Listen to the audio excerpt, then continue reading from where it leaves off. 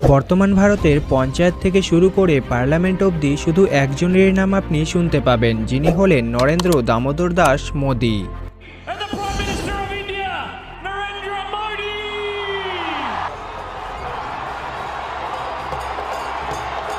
তাহলে মোদি এত বড় ব্র্যান্ড হলো কিভাবে? এর পেছনে কি কোনো বড় প্ল্যানিং ছিল? 2014 সালের লোকসভা নির্বাচনের আগে নরেন্দ্র মোদি নামের ধ্বনি শুধু গুজরাট পর্যন্তই সীমিত ছিল, কিন্তু 2014 নির্বাচনের পরে প্রধানমন্ত্রী মোদির জনপ্রিয়তা বহুগুণে বেড়ে গেছে। বন্ধুরা, আজ শুধু ভারতবর্ষই নয়, পৃথিবীর অন্যান্য দেশ আমেরিকা, ফ্রান্স, ইটালি, ইসরায়েলের মতো অনেক বড় দেশেও ভারতবর্ষের প্রধানমন্ত্রী নরেন্দ্র মোদির নামের ধ্বনি শোনা যায়। ওনার জনপ্রিয়তা এতটাই যে আমেরিকার প্রেসিডেন্ট জো বাইডেন তো মোদিজির থেকে অটোগ্রাফ পর্যন্ত চেয়ে নিয়েছিলেন। অন্যদিকে অস্ট্রেলিয়ার পিএম তো মোদি ইজ দ্য বস বলে নরেন্দ্র মোদিকে সম্বোধনও করেছিলেন।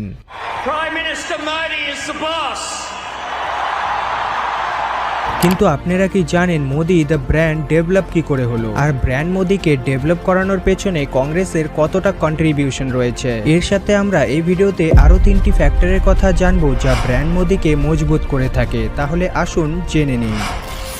বন্ধুরা, নরেন্দ্র মোদির পথ চলা শুরু হয়েছিল সংঘের শাখা থেকে। এরপর 1987 সালে নরেন্দ্র মোদিকে ভারতীয় জনতা পার্টির সাথে যুক্ত করা হয়। নরেন্দ্র মোদির ব্র্যান্ড হওয়ার সফর তখনও শুরু হয়নি। ভারতীয় জনতা পার্টিতে নরেন্দ্র মোদি গুজরাটের মুখ্য প্রবক্তা আর গুজরাট প্রদেশের উপাধ্যক্ষ হওয়ার সুযোগ পান। এরপর 2001 সালে ভারতীয় জনতা পার্টির শীর্ষ নেতৃত্বে অটল বিহারী বাজপেয়ী নরেন্দ্র মোদিকে গুজরাটের শাসনের দায়িত্বভার দেন, আর নরেন্দ্র মোদি গুজরাটের মুখ্যমন্ত্রী হন এবং এখান থেকেই ব্র্যান্ড মোদির সফর শুরু হয়। নরেন্দ্র মোদির মুখ্যমন্ত্রী পদে থাকাকালীন একটা এমন ঘটনা ঘটেছিল যার কারণে ওনার পুরো রাজনৈতিক জীবন অনেক প্রভাবিত হয়েছিল। বন্ধুরা, আমরা বলছি গোধরা কাণ্ডের কথা।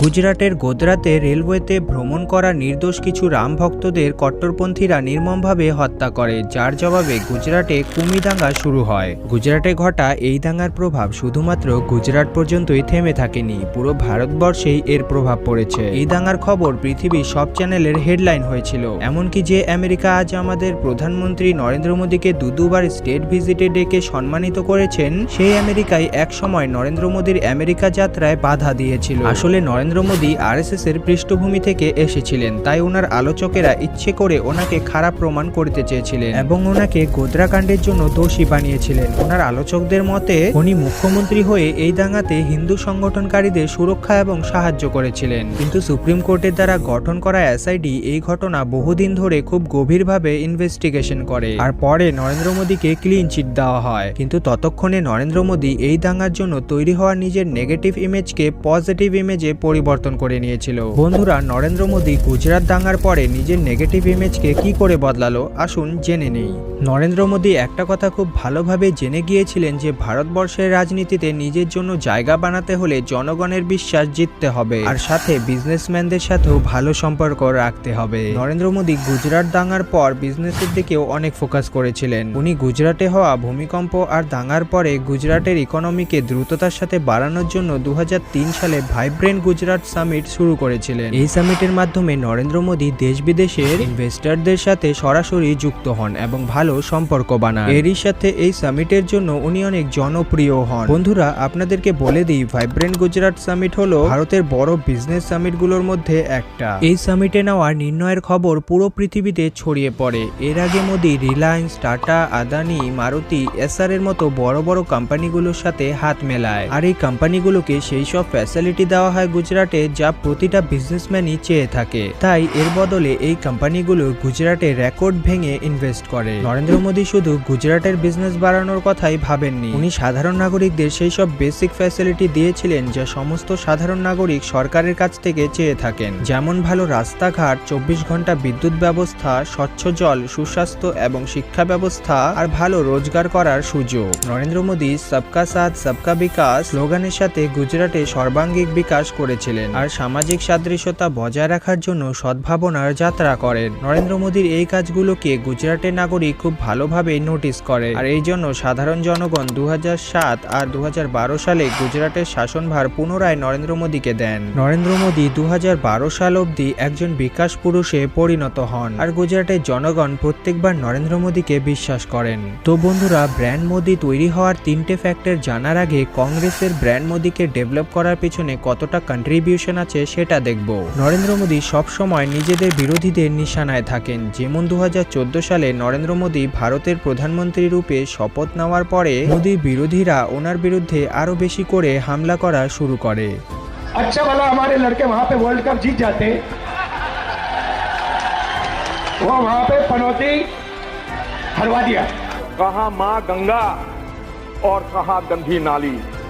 तो ইন্টারনেটে আপনারা এরকম অনেক ভিডিও দেখতে পাবেন যেখানে কংগ্রেসের নেতারা নরেন্দ্র মোদীকে অনেকবার অপমান করেছেন, কিন্তু নরেন্দ্র মোদী নিজের বিরোধী দ্বারা করা অপমানকে গুজরাটের জনগণের সাথে জুড়ে দেন এবং প্রধানমন্ত্রী হওয়ার পরে এই অপবাদগুলোকে দেশের অপমানের সাথে জুড়েছিলেন। বন্ধুরা, এগুলো ওনার পলিটিক্যাল ভাবনা চিন্তায় ছিল। এটা করার ফলে উনি সাধারণ জনগণের সাথে সোজাসুজিভাবে কানেক্ট হন আর জনগণ প্রত্যেকবার নরেন্দ্র মোদীর প্রতি সহানুভূতি দেখান। আসলে কংগ্রেস ব্র্যান্ড মোদীকে ডেভেলপ করার পেছনে কোনো কমতি রাখেনি। কংগ্রেস খুব ভালোভাবেই জানে প্রধানমন্ত্রী মোদীর উপর সোজাসুজি অ্যাটাক করা ওদের জন্য কতটা ক্ষতিকর হতে পারে, কিন্তু তাও এই জিনিসগুলো আজ অব্দি কংগ্রেস করেই যাচ্ছে। এর আগে কংগ্রেস প্রধানমন্ত্রীর বিরুদ্ধে এমন কোনো স্ট্র্যাটেজি কখনোই খোঁজেনি যা দিয়ে কংগ্রেস ব্র্যান্ড মোদীকে ডিফেম করতে পারে। উল্টো কংগ্রেস নিজের কাজকর্মের মাধ্যমে আজ পর্যন্ত মোদীর লোকপ্রিয়তাকে জনগণের মধ্যে মজবুতি করেছে।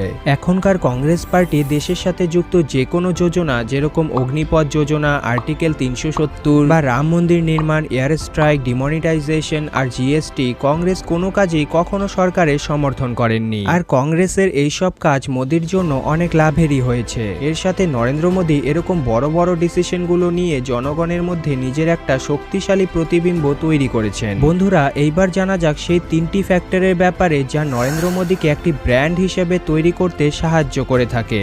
নাম্বার 1, প্রধানমন্ত্রী মোদীর speech and public connection. Narendra Modi এখনকার ভারতীয় রাজনীতিতে সব থেকে ভালো বক্তা। ওনার কথা শোনার জন্য হাজারেরও বেশি লোক ভিড় করে। এরকম বক্তা ভারতীয় রাজনীতিতে একজনই ছিলেন, যার নাম হলো অটল বিহারী বাজপেয়ী। নরেন্দ্র মোদী একদম নিচু স্তর থেকে উঠে এত বড় জায়গায় পৌঁছেছেন, এজন্য উনি খুব ভালোভাবেই জানেন যে সাধারণ মানুষের সমস্যা কি আর জনগণ ওনার কাছে কি শুনতে চান। নরেন্দ্র মোদী আকাশবাণীর সাহায্যে মন কি বাত প্রোগ্রামের মাধ্যমে জনগণের মধ্যে নিজের একটা আলাদাই ছবি তৈরি করেছেন। ওনার সমস্ত ভাষণ সহজ সরল ভাষায় জনগণের সামনে উনি রাখেন, যাতে সমস্ত নাগরিকই সেটা বুঝতে পারেন। এরই সাথে ওনার ভাষণের মধ্যে যুব শক্তি, নারী শক্তি, কিষাণ আর পিছপড়া দলিতের মতো শব্দ বারবার ব্যবহার করেন, যার সাহায্যে সমাজের কিছু জনগণ ওনাকে নিজের বলে মনে করেন। এছাড়াও ওনার কমিউনিকেশন স্কিল আর ভাষণ দেওয়ার মতো এত সুন্দর কৌশল ব্র্যান্ড মোদীকে ডেভেলপ করতে খুব ভালো মতোই সাহায্য করেছে। আর এটা একটা বড় ফ্যাক্টর ব্র্যান্ড মোদী ডেভেলপমেন্টের। Number 2, focus on poor and middle class.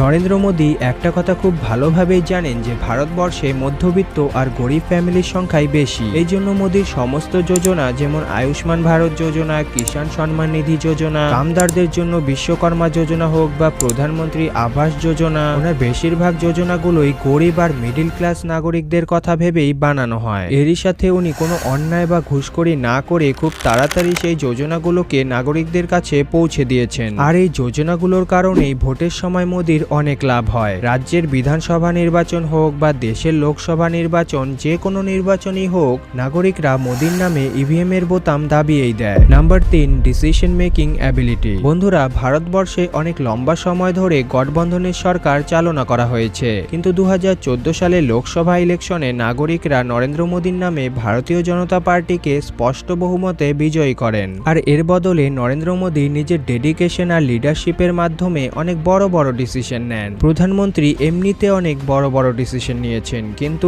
এর মধ্যে ট্রিপল তালাক, জিএসটি, আর্টিকেল 370 রিভোক, ভূমি অধিগ্রহণ বিল, পিএফআই কে ব্যান করা, air strike, surgical strike, Ram মন্দির নির্মাণ, এই সমস্ত ডিসিশনগুলো নরেন্দ্র মোদীর কার্যকালের সব থেকে বড় ডিসিশন, যার প্রভাব ভারত ও ভারতের রাজনীতির উপর অনেক সময় অবধি থাকবে। নরেন্দ্র মোদী এত বড় বড় ডিসিশন নিয়েই ব্র্যান্ড হয়ে সবার সামনে উঠে এসেছেন। বর্তমান প্রধানমন্ত্রী নরেন্দ্র মোদীর জনপ্রিয়তা চরম সীমায় রয়েছে। উনি প্রধানমন্ত্রী হওয়ার পর নিজের গত 10 বছরের কার্যকালে অনেক রাজ্যে ভারতীয় জনতা পার্টির বিস্তার ঘটিয়েছেন আর নিজের সংগঠনকে মজবুত করেছেন। তো বন্ধুরা, আপনাদের যদি ভিডিওটা পছন্দ হয়ে থাকে তাহলে অবশ্যই লাইক করে চ্যানেলটিকে সাবস্ক্রাইব করবেন। আর আপনাদের প্রধানমন্ত্রীর কোন ডিসিশনটা সব থেকে ভালো লেগেছে সেটা অবশ্যই কমেন্ট সেকশনে জানাবেন। তো দেখা হচ্ছে পরের গুরুত্বপূর্ণ ভিডিওর সাথে। ততক্ষণ পর্যন্ত সুস্থ থাকবেন, ভালো থাকবেন, বাই।